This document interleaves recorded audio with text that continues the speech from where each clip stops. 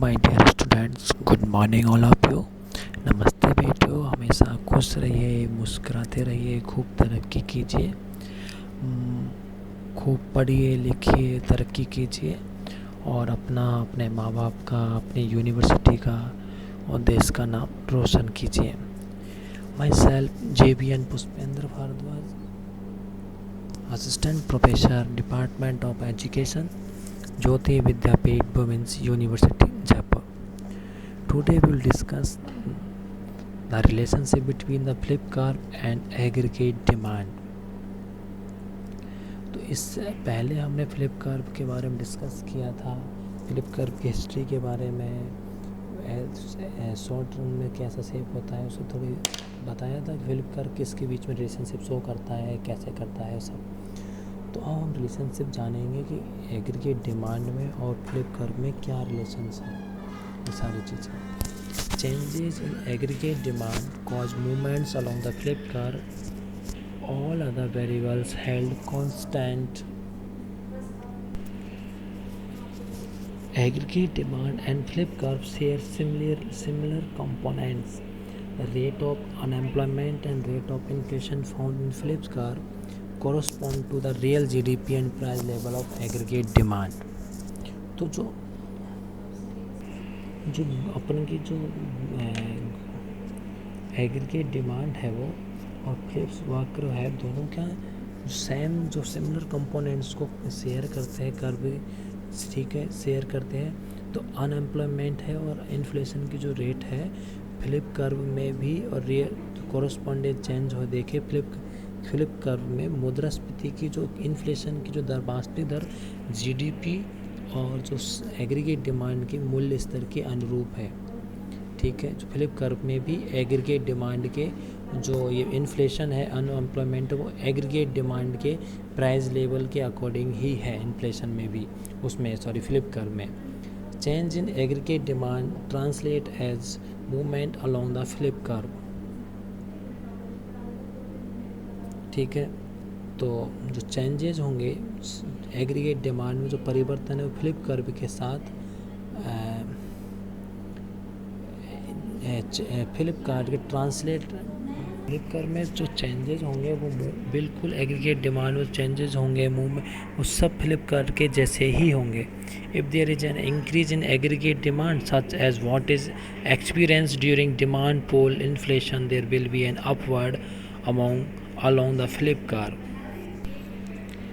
As aggregate demand increase, real GDP and price level increase, which lower the unemployment rate and increase inflation. तो यदि aggregate demand increase हो रही है तो ये एक्सपीरियंस क्या है, डिमांड पुल इन्फ्लेशन का है। इनके बीच में, डिमांड पुल इन्फ्लेशन के बीच में अगर एग्रीगेट डिमांड इंक्रीज होती है, it will be upward movements along the Flipkart. तो ये अपवर्ड मूवमेंट होगा फ्लिपकार्ट के साथ साथ में। और साथ में ही बात करें एज एग्रीगेट डिमांड, अगर एग्रीगेट डिमांड इंक्रीज होती है तो रियल GDP भी और प्राइस लेवल दोनों इंक्रीज होंगे, और जो कि द अनएम्प्लॉयमेंट भी लोअर रहेगा और इन्फ्लेशन क्या होगा, इंक्रीज होगा। दोनों के बीच में इन्फ्लेशन इन्वर्स रिलेशनशिप शो है। अभी फ्लिपकार्ट एक graph that show the inverse relationship between the rate of unemployment and rate of inflation in economy. Aggregate demand the total demand for final goods and services in the economy at a given time and price level. तो फ्लिपकार्ट तो relationship unemployment के बीच में और employment के बीच में relationship show कर रहा है, और एग्रीगेट डिमांड के अपन के बीच में जो टोटल डिमांड है फाइनल गुड्स और सर्विसेज की एक पर्टिकुलर प्राइस लेवल पे और गिवन टाइम में इकोनॉमी के अंदर, वो एग्रीगेट डिमांड होती है। The Flipkart related to aggregate demand, देखो the Flipkart show the inverse trade off between rates of inflation and trade off unemployment. If unemployment is high, inflation will be low. If unemployment is low, inflation will be high. ये हम starting से ही discuss कर रहे हैं फ्लिपकार्ट के relationship के बारे में। तो फ्लिपकार्ट क्या शो करता है, रिलेशनशिप ट्रेड ऑफ शो करता है इन्फ्लेशन और इन्फ्लेशन की रेट के बारे में और अनएम्प्लॉयमेंट की रेट के बीच में। अगर अनएम्प्लॉयमेंट हाई है तो इन्फ्लेशन लो रहेगा, और इन्फ्लेशन अनएम्प्लॉयमेंट लो है तो इन्फ्लेशन हाई होगा। The Flipkart and demand aggregate demand share similar components. The flip curve is the relationship between inflation which affects the price level aspects of aggregate demand, and unemployment, which is dependent on the real output portion of aggregate demand. Consequently, it is not far-fetched to say that the flip curve and aggregate demand are actually closely related.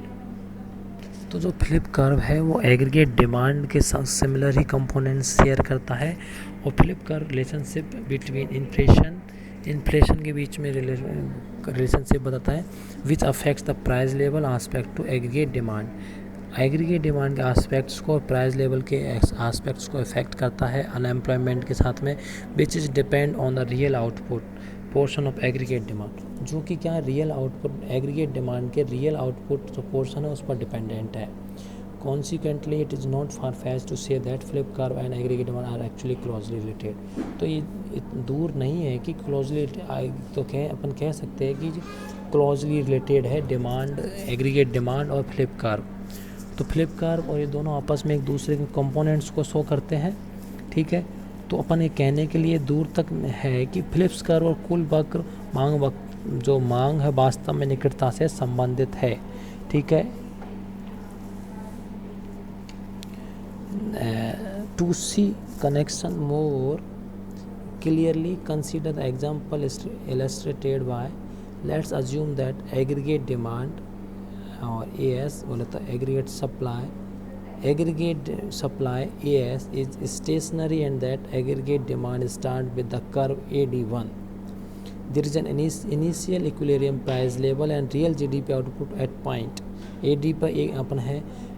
Now imagine there are increase in aggregate demand causing the curve to shift right to curve AD2, ठीक है। Price level अगर output increase होते हैं तो ये धीरे धीरे demand भी, एग्रीगेट डिमांड भी इंक्रीज हो रही है, ठीक है। causing the curve of shift right to curve AD2 through AD4 as aggregate demand increase, unemployment decrease, as more workers and are higher, real GDP output increases and the price level increases. The situation described a demand pull inflation scenario, ठीक है। Philip curve and aggregate demand increase from AD1 to AD4, the price level and real GDP increases. This translates to corresponding movements along the flip curve as inflation increase and unemployment decrease.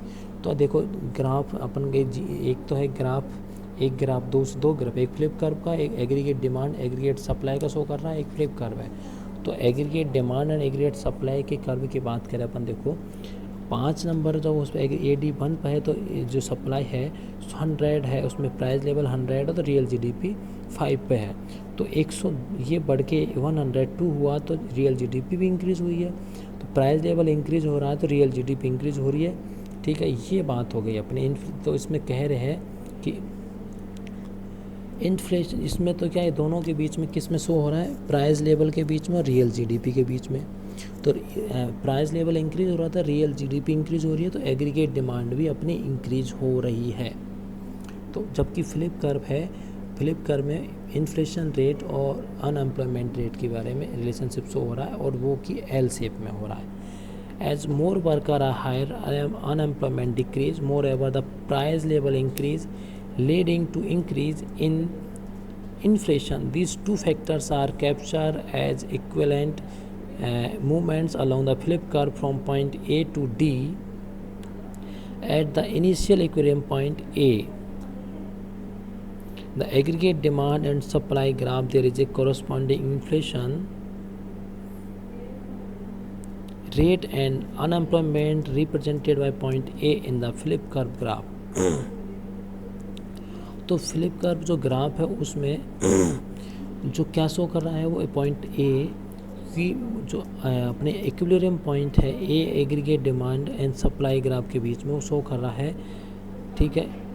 A the flip curve graph for every new equilibrium point BCD in the aggregate graph there is a corresponding point in the flip curve that illustrates an important point change in aggregate demand cause movements along the flip curve.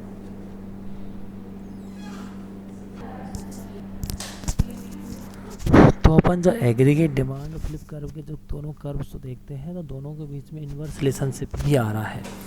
तो ये बात की है अपन ने, Phillips curve related to aggregate demand और relationship देखा है एग्रीगेट डिमांड में और फ्लिप कर्व के बीच में। तो ये अपने डिस्कस कर ली है। अब नेक्स्ट क्लास में बच्चों इससे आगे पढ़ेंगे। Thank you so much, enjoy your day.